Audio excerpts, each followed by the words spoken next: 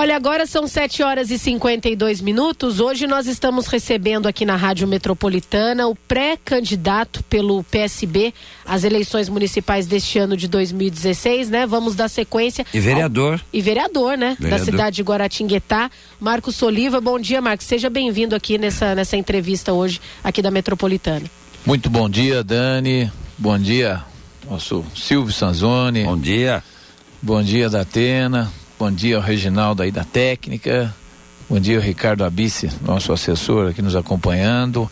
Mais uma vez é um prazer estar presente na Rádio Metropolitana para a gente falar das coisas da nossa cidade, né? Olha, é um bate-papo descontraído, viu, gente? O ouvinte pode enviar perguntas aqui para o pré-candidato Marcos Soliva. Nosso WhatsApp já está à disposição de vocês, o 991470630. Estamos no Facebook, pode ligar também no 31252770, que o pré-candidato e vereador também aqui de Guaratinguetá, Marcos Soliva, vai responder as perguntas dos ouvintes aqui também. Eu vou fazer a primeira. Você vai fazer então. A primeira, Pronto, Silvio? A respeito é a hierarquia. Marcos, o que você acha que falta para nossa cidade? Na realidade, Silvio, o que a gente vem acompanhando ao longo dos anos é o fato da nossa cidade ter parado no seu crescimento, no seu desenvolvimento.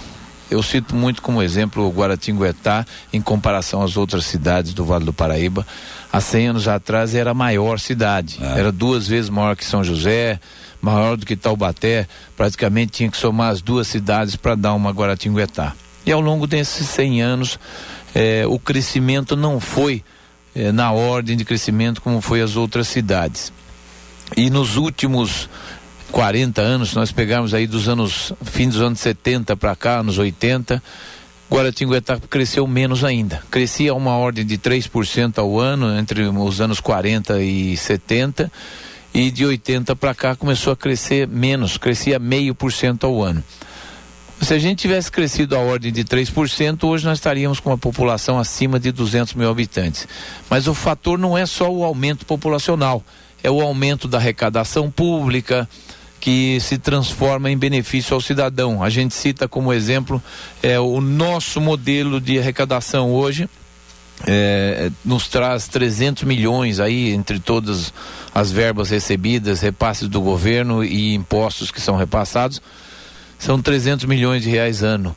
Pindamonhangaba, que é uma cidade vizinha que era menor que Guaratinguetá há 20 e poucos anos atrás, tem um orçamento anual hoje de 500 milhões.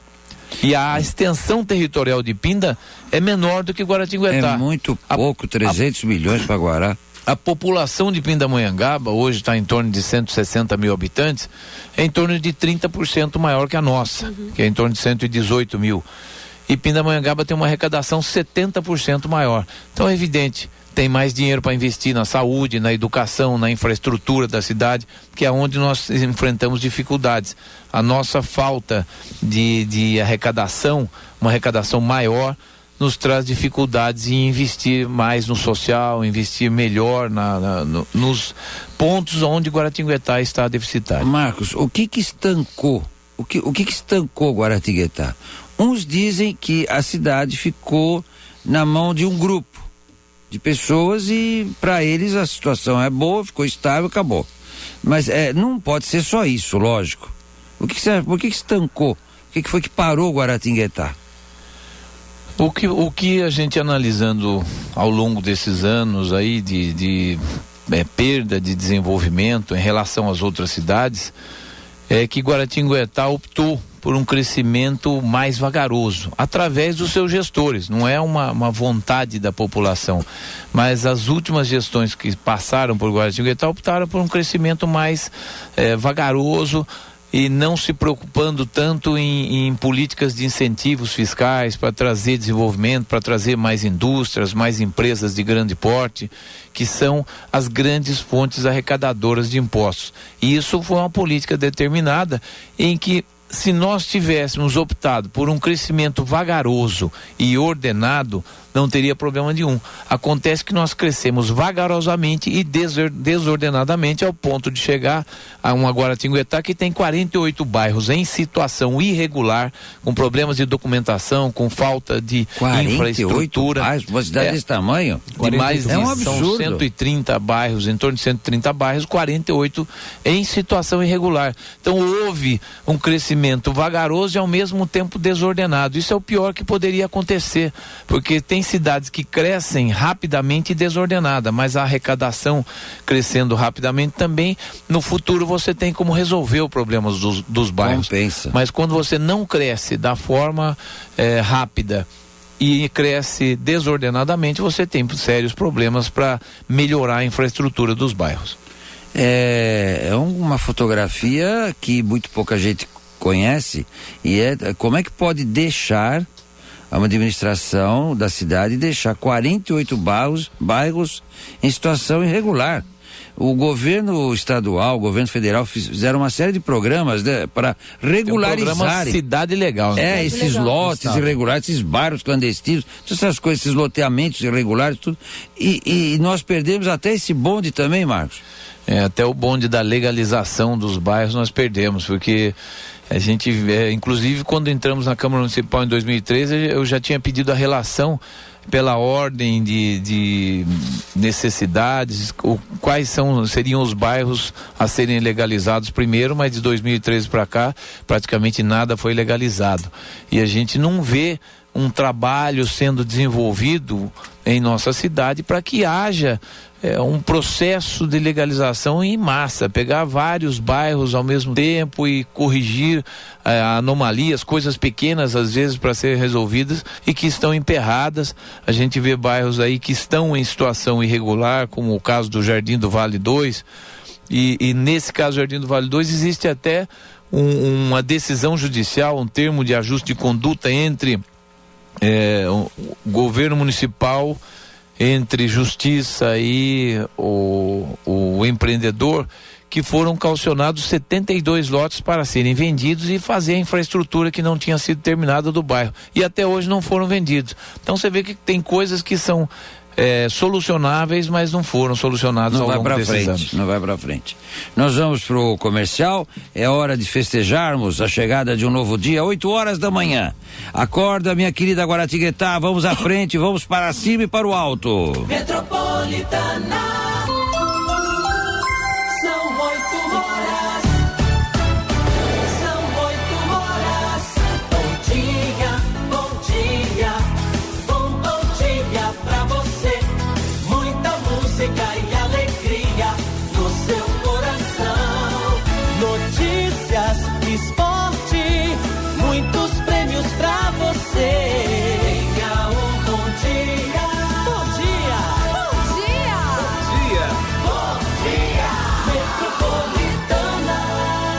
Essa hora do Radar Noticioso teve o oferecimento da Guará Motor, em Aparecida, Lorena e Guará.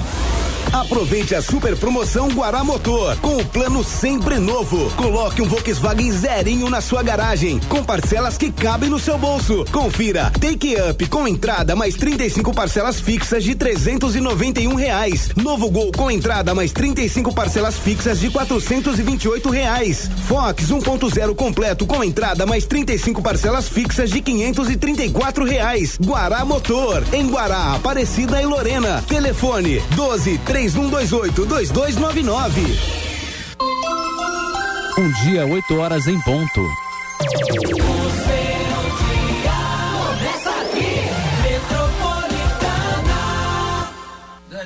Vamos lá, Dani. Vamos lá, Silvio, tem perguntas aqui para o pré-candidato Marcos Oliva, chegando aqui no nosso WhatsApp da Metropolitana, 991470630. E vamos dar início aqui às perguntas. Vamos lá, pré-candidato. Olha, bom dia, meu nome é Pamela. Eu gostaria de saber do pré-candidato Marco quais os planos para a área da educação e a valorização do professor, tendo em vista a discrepância em relação às cidades vizinhas que são menores e remuneram muito melhor os seus professores. Obrigada, eu sou a Pamela, aqui da cidade de Guaratinguetá. Muito bom dia, Pamela. O assunto educação realmente é uma grande preocupação, não só aqui na nossa cidade, mas no nosso país. Então a gente vê que Guaratinguetá é a cidade que paga menos aí para os seus profissionais da rede de ensino municipal em relação às outras cidades da região. Consequentemente, os professores acabam indo trabalhar em outras cidades. E isso gera uma perda até de interesse dos profissionais da rede de ensino em querer atuar dentro da nossa cidade. Então isso precisa, primeiro, equiparação salarial, né? É fundamental para que a gente tenha um incentivo à classe aí do magistério, para que eles venham a atuar na nossa cidade e principalmente desenvolver somente a função de professor, porque a gente vê muito professor hoje trabalhando em 2, 3 funções, trabalha no comércio, tem uma banquinha lá na feira e dá aula ao mesmo tempo, não tem tempo de preparar bem uma aula pela falta de remuneração, uma remuneração melhor. E então o ideal seria desenvolver uma política de valorização do profissional com a equiparação salarial com a região e desenvolver um plano de carreira, cargos e salários para que eles tenham muito bem desenvolvido e, claro, a possibilidade de crescimento dentro da função do magistério. A semana passada eu estive visitando em São José dos Campos a Escola Interativa. A Escola Interativa é um projeto fantástico, aonde traz mais agilidade às aulas, com a lousa interativa, o professor não precisa ficar escrevendo, né? Nós estamos falando, nós saímos, né, de um projeto antigo, que seria a lousa, o quadro negro, o giz, e mudar para um quadro interativo, onde o professor...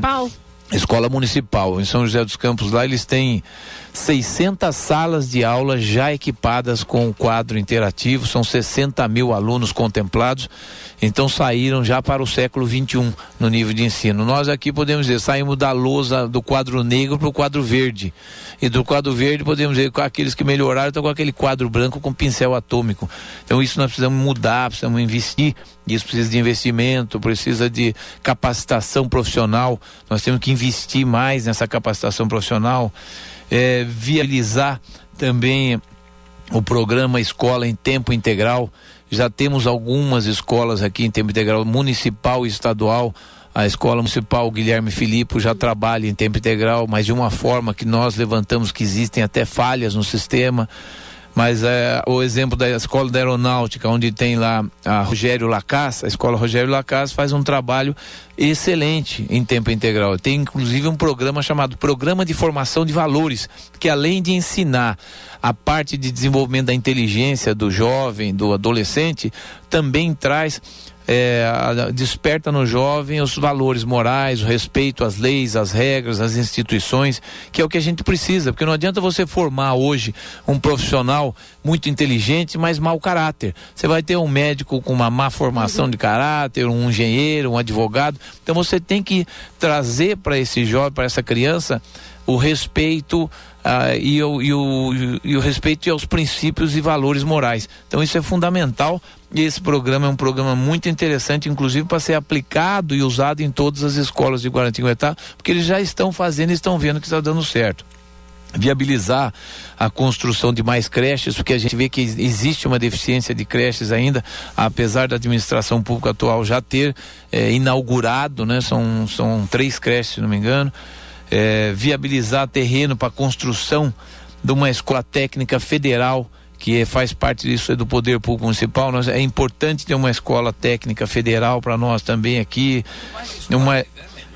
Temos também uma escola agrícola em Guaratinguetá, uma escola técnica ligada ao meio rural, uma faculdade, uma universidade ou mesmo uma escola técnica. É de fundamental importância, porque Guará tem o seu setor do agronegócio muito bem desenvolvido, e você criando a possibilidade de cursos profissionalizantes, cursos superiores, inclusive, você traz mais incentivo para melhorar a qualidade técnica do meio rural, melhorar a produtividade do meio rural através dessa oferta de mais um curso, né?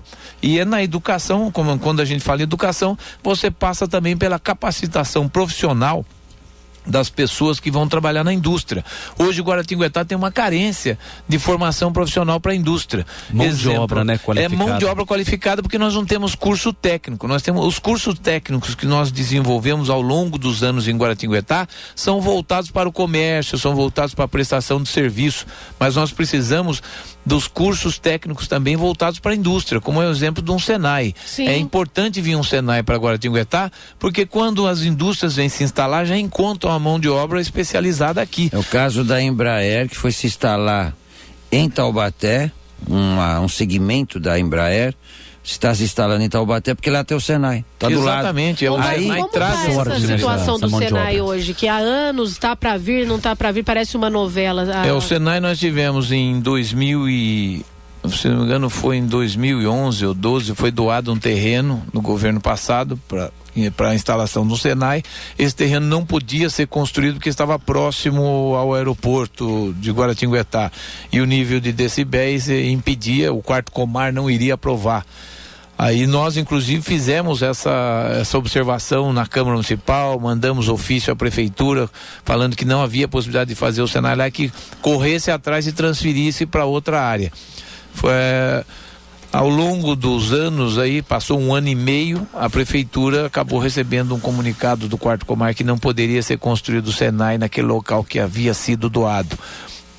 Foi transferido para outra área aqui no Parque do Sol. E essa área no Parque do Sol também não teve a sequência, me parece que tem problemas de nascentes nessa área que foi doada também, e o Senai não quer entrar em bola dividida, né? Vai construir uma unidade em local que existe algum impedimento tem que dar o exemplo, ambiental. Né? Tem que dar exemplo. Mas aí ficou parado, e a gente viu que na época que estava o senhor Paulo Scaff, presidente da Fiesp, como candidato a governador, ele tinha muito interesse, inclusive, esteve aqui em Guaratinguetá, né? Investir em Senais pelo estado de São Paulo, teve aqui em Guaratinguetá, olhando, inclusive visitando as áreas, mas não decolou. Mais um projeto que não decolou e precisava ter decolado. Eu cito o Senai, como você colocou muito bem, Dani, que é importante para a nossa cidade, porque as indústrias que aqui se instalam, nós temos lá a BASF, por exemplo, a Liber, a recentemente instalada, né, a AGC. Se você começar a ver a mão de obra dessas fábricas, metade não é pessoal de Guará, por Sim. falta de capacitação profissional. A AGC quando veio buscar mão de obra aqui em Guaratinguetá, ela ainda conseguiu desenvolver alguns cursos de capacitação em conjunto com as escolas técnicas, tudo para preparar um volume de pessoas para trabalhar na AGC. Mas muitos são de fora. Muitos vieram de Cruzeiro, Lorena, Taubaté, Pinda, e essas pessoas acabam não morando em Guaratinguetá. E nós temos que procurar incentivar e gerar empregos, bons e melhores empregos para a nossa comunidade. E por que gerar emprego na indústria? Porque o industriário ganha de 3 a 4 vezes mais do que ganha um comerciário. Então isso gera uma melhor renda para o município, uma condição de vida melhor. Um cidadão com emprego na indústria ou uma cidadã tem a possibilidade da segunda pessoa da família trabalhar no comércio, ter o seu próprio negócio, gera a possibilidade de um terceiro emprego na residência, que quando o casal trabalha fora, existe a necessidade de existir um terceiro emprego, tem condição financeira de se pagar um terceiro empregado em casa. Então isso é fonte geradora de emprego. Mas como que você avalia as indústrias no município de Guaratinguetá? Qual área que você avalia aqui em Guaratinguetá hoje que pode fomentar esse polo industrial no município, que não afete a questão da natureza de Guaratinguetá, que é importante também, o turismo religioso, Soliva? Em qual área da cidade você avalia que as indústrias podem ser um fomento para o polo industrial aqui da cidade de Guaratinguetá? Muito bem colocado a sua pergunta, Datena, porque muitas pessoas falam que aqui Guaratinguetá foi prejudicada pela topografia. As pessoas falam, Guaratinguetá deu azar, não tem área, não tem área, tá encravado entre a Serra da Mantiqueira e a Serra do Mar. Parece que você abre a janela da cozinha, você põe a mão na Serra da Mantiqueira, abre a porta da sala, põe a mão na Serra do Mar. Nós estamos a 20 quilômetros de distância da Serra da Mantiqueira. Temos uma região de planície, uma região para desenvolvimento. Nós temos setores onde podemos investir no eixo de Dutra. Nós temos aqui, onde foi instalada a GC, áreas enormes. Tem uma fazenda que pertence inclusive a uma família de Lorena, a família Vilela, essa fazenda ainda tem 260 alqueires de área aproveitável para industrialização.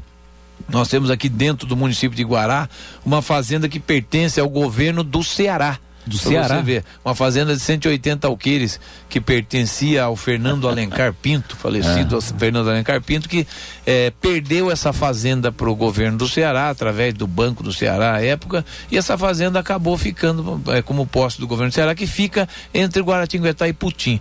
É onde nós podemos desenvolver polos industriais nessa região entre Guaratinguetá e Putim, podemos desenvolver um polo industrial ali nessa região atrás da AGC, criando distrito industrial, criando o condomínio empresarial para pequenas e médias empresas. A área tem, né, Oliveira? Precisa, é o que você falou, criar instrumentos que desemboquem o interesse, que atraem o interesse. E acima de tudo, investir na infraestrutura daquele distrito já existente. Exato. Porque quando foi criado nos anos 90 o Distrito Industrial 1 e 2, até hoje nós temos nesses distritos ruas de terra, esse é as não margens tem da SP, internet, né? O acesso é mais complicado, precário. Iluminação pública precária também. Então o próprio Distrito Industrial criado no passado não tem a infraestrutura que possa ser um cartão de visita para aqueles empresários que aqui vêm investir. Sem internet, esquece hoje.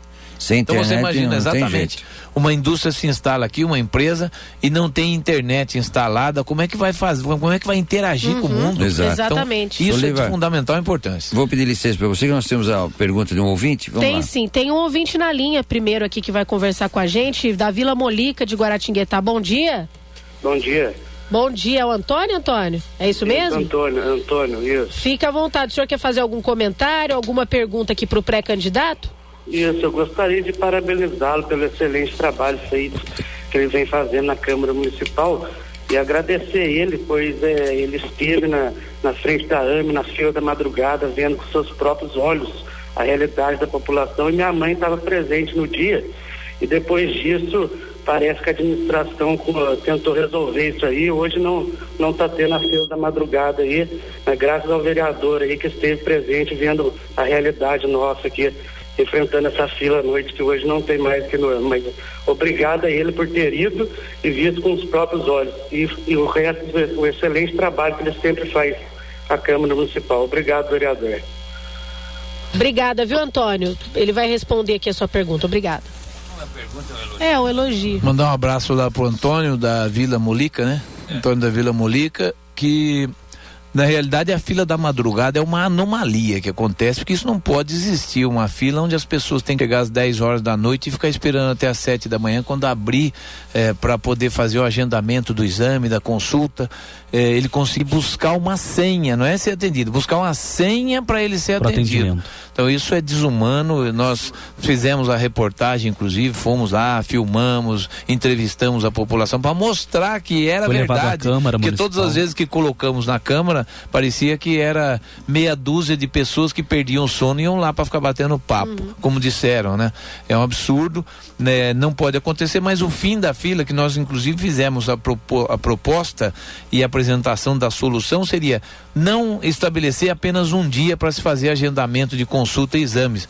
Estabeleceria-se os 30 dias do mês. O posto de saúde Abril está aberto para agendamento nos postos de saúde, no centro de saúde, na secretaria da saúde, em todos os órgãos públicos poderia ter um sistema online onde o cidadão poderia fazer o seu agendamento, além do agendamento telefônico. E para evitar a perda, né, os buracos aí no atendimento, esse agendamento feito com antecedência deveria ser colocado um telemarketing para entrar em contato com o cidadão um dia antes e ainda saber se ele teria interesse naquela consulta que tinha sido agendada, no exame, para poder preencher, no caso de uma negativa desse cidadão e não usar mais aquele horário de consulta, passar para o próximo, para estar com os horários todos preenchidos. Isso é de fundamental importância, são decisões fáceis para se resolver o fim da fila da madrugada.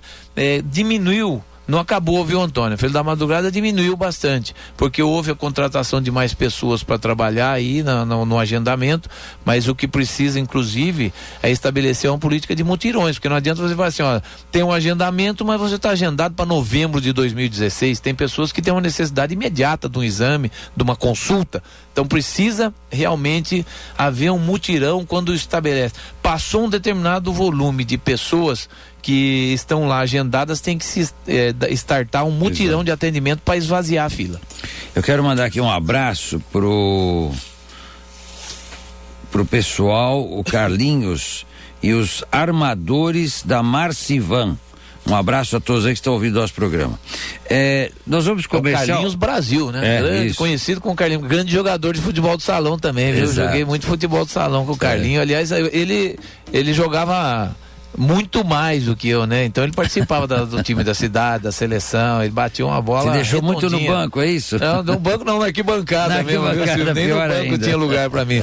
Mas eu assisti e batia palma pro time de Guará, tinha um timaço de futebol do salão daqui, como tem hoje um timaço de futebol do salão. Você vê como cria uma tradição, né? Nós temos vem da tradição passada ter bons jogadores de futebol de salão, e nós temos hoje o Ioca, que é um exemplo representante de Guaratinguetá na primeira divisão do futebol paulista, e fazendo um belo trabalho, aí tá nas quartas de finais, vai jogar contra São José dos Campos aí nessa semana, com possibilidade de ir à semifinal, já foi a final do ano passado na Copa Paulista. Então você vê que nós temos um time de futebol com uma estrutura montada aqui de futebol de salão, com estrutura montada aqui, com o pessoal tocado aqui pelo Edu, pelos irmãos deles todos, que fazem um trabalho muito bom aí com o Ioca. É o que, quando você cria a tradição de um esporte, ele evolui para um esporte de alta competitividade.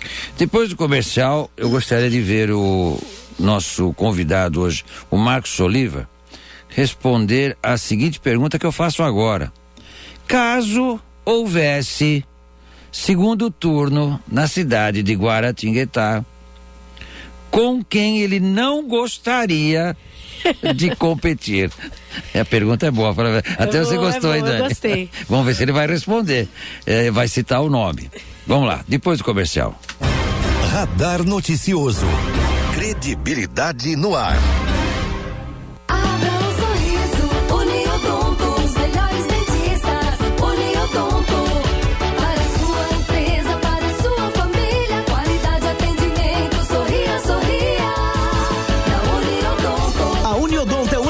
Que entende que você e sua empresa são um só. E para cuidar do seu sorriso, são mais de 22 mil dentistas cooperados em todo o Brasil. Venha para a Uniodonto. Temos planos super acessíveis para você e sua empresa em Guará, Lorena e Cruzeiro. Uniodonto. Olha, meu amigo, olha, minha amiga, o Plano Mútuo aqui da cidade de Guaratinguetá tem a melhor assistência em vida e o atendimento correto na hora que você mais precisa. Atendimento em médicos, dentistas, farmácias, laboratórios, comércio e com descontos reais. O Plano Mútuo deixa você amparado em todos os momentos da sua vida, nos momentos de alegria e nos momentos de tristeza também faz parte. O Plano Mútuo todo mundo aceita, todo mundo gosta, tem sorteios mensais para os clientes que estão em dia com os pagamentos em toda a região do Vale Histórico. Qualquer dúvida, entre em contato com a central aqui de Guaratinguetá pelo 3132-1424, que o nosso amigo Sávio e o senhor Ivan terão o prazer em atender você. E lembre-se de andar em dia com as mensalidades, né? Porque com as mensalidades em dia, você consegue aí participar dos sorteios repleto de prêmios pelo Plano Mútuo aqui da cidade de Guaratinguetá. 8h20, vamos dar a sequência aqui a mais perguntas para o pré-candidato à eleição. Vamos continuar? As eleições municipais, vamos lá. Uma pergunta do Silvio, ela infelizmente vai ficar sem resposta, viu, Silvio? Porque eu já imaginava. Primeiro, ainda todos são pré-candidatos, né? Ainda não existe uma candidatura oficial. Então, quando não existe candidatura, a gente não sabe nem quem vai ser.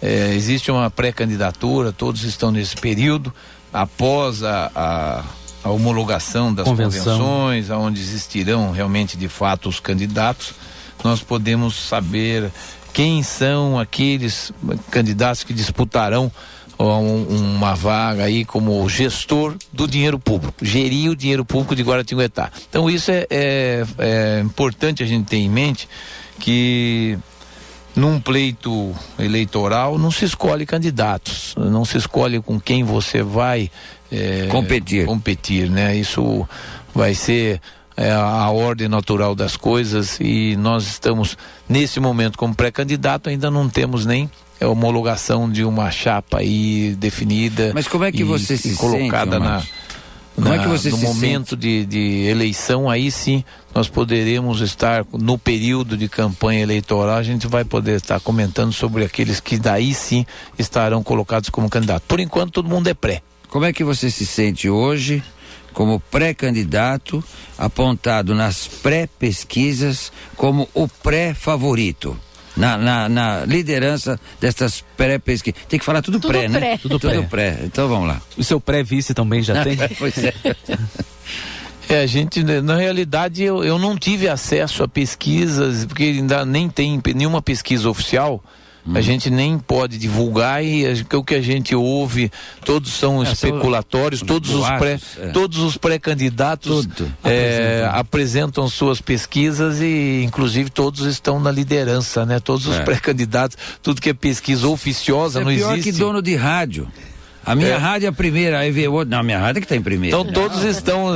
Dono de rádio é assim, é tudo em mas primeiro. isso tudo é especulação, a gente sabe. E no momento certo, aquelas pesquisas que surgirem e estiverem oficializadas e homologadas na Justiça Eleitoral poderão ser divulgadas.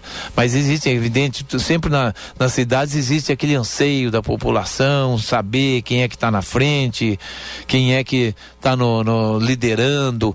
Mas tudo é especulação. A gente sabe que o momento decisivo mesmo é o dia da eleição. É o voto. Aonde os candidatos, ao longo dos 45 dias, aí sim homologadas as candidaturas, poderão pedir abertamente o seu voto.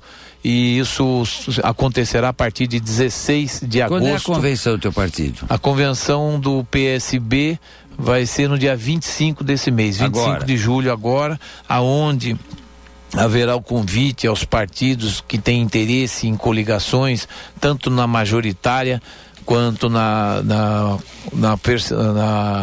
proporcional, para se fazer as coligações para vereadores e para se escolher a chapa definitiva aí, homologada aí sim, como candidatos a prefeito e vice. Então dia 25, segunda-feira, a tua convenção. 25, segunda-feira. Segunda-feira, tá. Já Okay. o pré-vice se mantém o nome do Dr. Regis, né? O Dr. Regis é o pré-vice aí na chapa já há mais de um ano, 1 ano e meio que nós conversamos, e ele está aí conversado para aceitar o convite de pré-vice na convenção agora do dia 25. Vamos à pergunta aos ouvintes agora. Vamos sim, fazer um ping-pong aqui, vereador, pra gente, pré-candidato, né? Pra tentarmos responder aí o máximo possível de perguntas em poucos minutos. Vamos aqui aos nossos ouvintes que estão falando aqui no nosso WhatsApp, pelo 3125-2770, com o pré-candidato à Prefeitura de Guaratinguetá, Marcos Oliva. A Maria Aparecida, aqui de Guaratinguetá, pergunta o seguinte: caso o pré-candidato passe pelas eleições, seja eleito, terá mais respeito pelo servidor público de Guaratinguetá do que a atual administração? Maria Aparecida. Dona Maria Aparecida, ela deve ser do quadro de servidores municipais, e tá vendo o que aconteceu nos últimos anos, aonde nós temos uma inflação num ano tem a desvalorização salarial, né? Nós podemos dizer as perdas salariais pela inflação, e acaba não sendo repassado para o salário do servidor. Nós tivemos em 2012, não teve reajuste, em 2016 agora, começo de 2016 também, houve um reajuste apenas dos 11,26%, se não me engano, para quem ganhava o salário mínimo. Aqueles que ganhavam mais ficaram com um percentual bem menor. Então, um prefeito, eu digo como uma gestão pública, de uma administração pública, um prefeito tem que ter nos seus funcionários públicos, são parceiros, que o prefeito, ele não é dono da prefeitura, ele não manda eternamente numa prefeitura, isso não é um feudo, não é uma possessão, não é uma posse, né? é uma pessoa que foi escolhida pela população para gerir o dinheiro público e gerir o quadro de funcionários, que ele também, o prefeito também é um funcionário público, ele também é um funcionário eleito para 4 anos de mandato. E isso é de suma importância, que haja a valorização profissional, que haja a equiparação salarial dentro das funções, e para isso é fundamental a implantação de um plano de carreira. Isso a gente já vem debatendo como vereador, a gente vem cobrando o plano de carreira, o plano de cargos e salários, pedindo a melhoria dos salários da rede de ensino, né, do municipal, para que o funcionário trabalhe motivado, porque a partir do momento que você trabalha um ano inteiro, tem uma inflação aí que oficial bate 11%, 12%, aí chega naquele, quando você vai ter a virada do ano, fala assim, bom, pelo menos eu vou ter uma recuperação das perdas salariais, fica zerado. Que motivação você vai ter para trabalhar se você não teve reajuste nenhum? Seu salário vai cada vez mais sendo achatado. Então é fundamental que se tenha o respeito ao cidadão funcionário público que presta um serviço à comunidade, para que a gente possa também cobrar deles uma melhor qualidade de serviço, um aprimoramento, uma capacitação profissional, para a gente melhorar a cidade como um todo. Isso é um foco que a gente na Câmara Municipal vem batendo bastante nessa equiparação salarial do funcionalismo público, no estudo aí a ser apresentado, que ficou de ser apresentado ano passado, mas não foi, de um plano de cargos e salários, um plano de carreira para o nosso funcionalismo. Outra pergunta? Vou fazer uma pergunta que não é minha, viu, pré-candidato, mas é questões críticas, diríamos assim, que eu escuto por aí, e eu acho que nada mais justo do que deixar o senhor responder aqui essas questões. Cada pré-candidato tem um perfil diferente, né? Algum é ex-prefeito, tem outros trabalhos. O senhor tem o perfil, a marca já de um administrador, com empresas aqui na cidade de Guaratinguetá e região há anos aí no mercado, e vem de uma trajetória diferente que os demais. A pergunta? A pergunta é a seguinte, inclusive os seus adversários, né, no sentido da competição política, falam assim, mas uma prefeitura não é uma empresa, não se pode conduzir uma administração pública, uma prefeitura com a mentalidade que se conduz uma empresa. E isso já foi mencionado até por os seus adversários. Como o senhor então, como o senhor se defende e responderia a isso?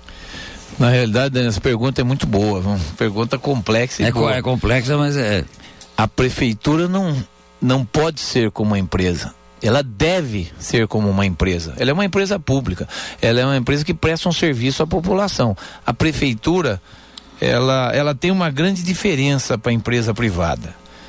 A empresa privada mal gerida, a empresa privada gerida assim, sem muita preocupação com o seu dinheiro, gastando mais do que gasta, não capacitando os seus profissionais, prestando um mau serviço aos seus clientes, a empresa privada quebra, ela sai do mercado rapidamente.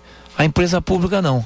A empresa pública, ela presta um mau serviço ao cidadão, ela tem suas contas desequilibradas, não consegue investir na infraestrutura da cidade, não investe bem na saúde, na educação, não investe na segurança por falta de uma melhor organização dentro da arrecadação do dinheiro público, mas ela não quebra, ela continua eternamente prestando um mau serviço ao cidadão.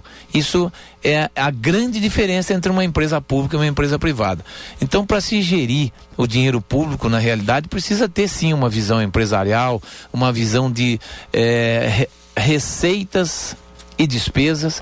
Você tem que enxugar gelo muitas vezes, né? A gente vê a arrecadação não conseguir atender todas as reivindicações dos munícipes, e para isso é fundamental se buscar investimentos, e para buscar investimento você precisa ter uma secretaria de planejamento que saiba trabalhar essa busca de investimentos, desenvolver os projetos, para que você, quando bater um projeto do governo na sua porta, você não esteja no fim da fila, você tem que estar na frente da fila para você conseguir trazer esse investimento, e isso a gente não vê acontecer. A Secretaria de Planejamento do município acaba, isso acontece em vários municípios, acaba trabalhando varejinho, quer ficar resolvendo os problemas da cidade, aprovação de planta, aprovação de projetos, e fica emperrada e acaba não tendo aquele, vamos dizer, aquele book de projetos aonde vai se buscar os investimentos estaduais e federais, diga-se de passagem, daquele dinheiro que é arrecadado no município. Todos os impostos são arrecadados no município e são repassados para o governo estadual e federal, e para nós sobra a menor parte, em torno de 18%. E depois a gente tem que sair com o chapéu e com o pires na mão aí pedindo, pelo amor de Deus, devolve um pouquinho para nós. Para isso a gente tem que ser mais profissional. Então a palavra de ordem numa administração pública é profissionalismo, transparência e respeito ao dinheiro público. Acima de tudo, respeitando o voto de confiança que as pessoas recebem, né? Aqueles que são tanto vereadores como os prefeitos das cidades respeitarem o voto de confiança que recebem do cidadão. Marcos, alguma consideração final? Nosso tempo já está se esgotando. Queremos agradecer a sua gentileza de comparecer aqui. Deixamos à vontade para que você possa fazer uma consideração final como vereador e também, se quiser, como pré-candidato. Nós temos, a gente tem sempre debatido sobre isso, que os grandes desafios de um gestor público é que quando ele entra num processo eleitoral, um gestor público, aquele que se candidata tanto a um cargo do executivo municipal, estadual ou federal, é disputar uma eleição sem pegar dinheiro de lobista, sem lotear cargos públicos a partidos políticos e sem prometer aquilo que não possa cumprir. Essa é a forma onde qualquer gestor público que cumprir essa primeira linha de raciocínio, ele vai ter mais liberdade para poder agir, para poder contratar as pessoas certas, para colocar nos lugares certos, para não ter o seu cargo ali, ou sua função de gestor público comprometida com a má qualidade de serviço. Então isso é fundamental. E acima de tudo, trabalhar sempre com a transparência. Eu falo muito sobre isso, a transparência é fundamental, porque acima de tudo nós somos cidadãos indignados com toda a podridão da política do nosso país. Está aí fora. E é por esse motivo que a gente entra na vida pública, é por esse motivo que eu entrei como vereador, para trabalhar pela nossa cidade, para trabalhar pelo resgate da dignidade do homem público, que é o que eu tenho feito, procurado fazer ao longo desses 3 anos e meio como vereador. Okay. Essa é a nossa função, ser agente fiscal do cidadão, trabalhando sempre por uma cidade melhor, sempre pela boa aplicação do nosso dinheiro público. Marcos Oliva, nós vamos tomar a liberdade de enviar ao Ricardo Abissi todas essas questões que chegaram aqui pelo nosso WhatsApp. Aí a Daniele Dias vai passar para você e nós gostaríamos que vocês respondessem. Pode responder pelo próprio WhatsApp para nós vamos divulgar aqui. Não podemos deixar o ouvinte sem resposta, principalmente nesse momento tão bonito, porque passa a democracia, que é a escolha do prefeito municipal, aquele que vai governar a nossa cidade. Obrigado, Marcos Oliva, pela sua presença, gostei muito da sua explanação. Precisamos matar alguns dogmas que perseguem a história de Guaratinguetá, que estão levando ela para trás. Essa é a grande verdade. Resumindo tudo que você disse aí, tem que matar algumas coisas do passado aí. Está um negócio, não, quem administra uma empresa privada vai quebrar a cara na empresa pública. Não, tem nada a ver. Tanto pode quebrar, como também não pode quebrar, porque tudo é uma empresa. Tudo é uma empresa. Tudo tem que ser bem cuidado, bem administrado, bem olhado, com seus funcionários felizes, contentes, tudo, qualquer atividade na vida. Senão, em qualquer lugar do mundo, seja uma revenda de automóvel, seja uma prefeitura municipal, a vaca vai pro brejo com as 4 patas. Bom dia, Marcos Oliva. Bom dia, Silvio, bom dia, Dani, bom dia, Datena, Reginaldo, e um ótimo dia a todos os cidadãos de Guaratinguetá. Estamos aí numa terça-feira, temos uma longa semana pela frente.